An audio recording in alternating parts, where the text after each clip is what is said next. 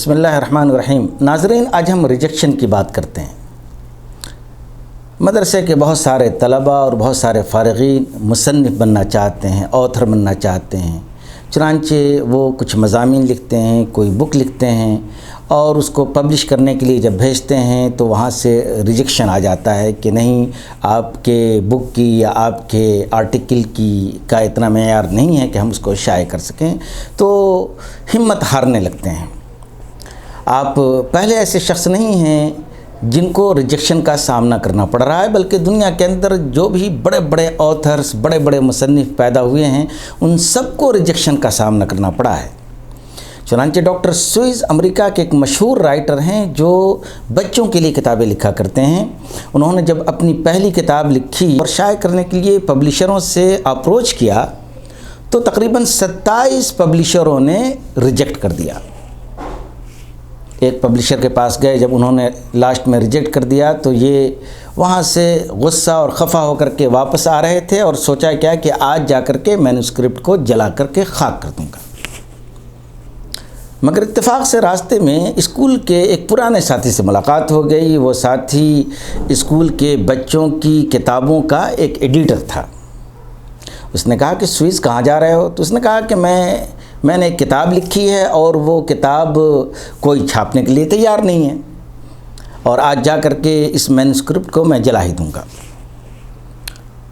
تو ان کے اسکول کے ساتھی نے کہا کہ مجھے دکھلاؤ تو صحیح۔ اسکول کے ساتھی کو جب انہوں نے دکھلایا تو انہوں نے کہا کہ لاؤ، میں اس کو پبلش کروانے کی کوشش کرتا ہوں۔ اور جب وہ کتاب پبلش ہوئی تو سپر ہٹ ہوئی۔ اس کے بعد ڈاکٹر سوئز نے تقریباً بچوں کے لیے 60 کتابیں لکھیں۔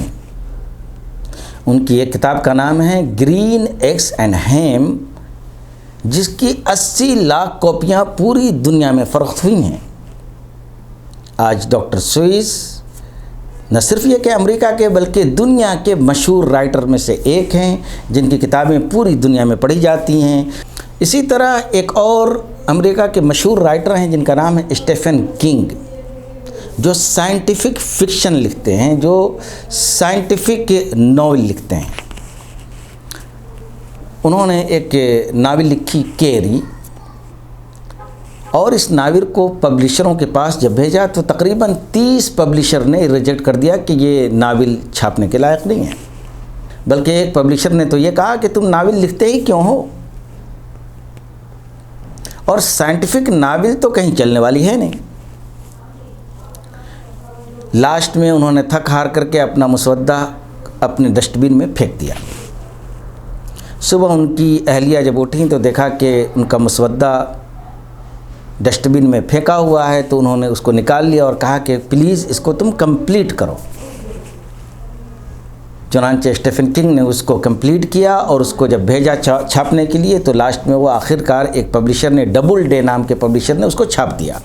جانتے ہیں کہ ان کی کتاب کیری کتنی سپر ہٹ ہوئی؟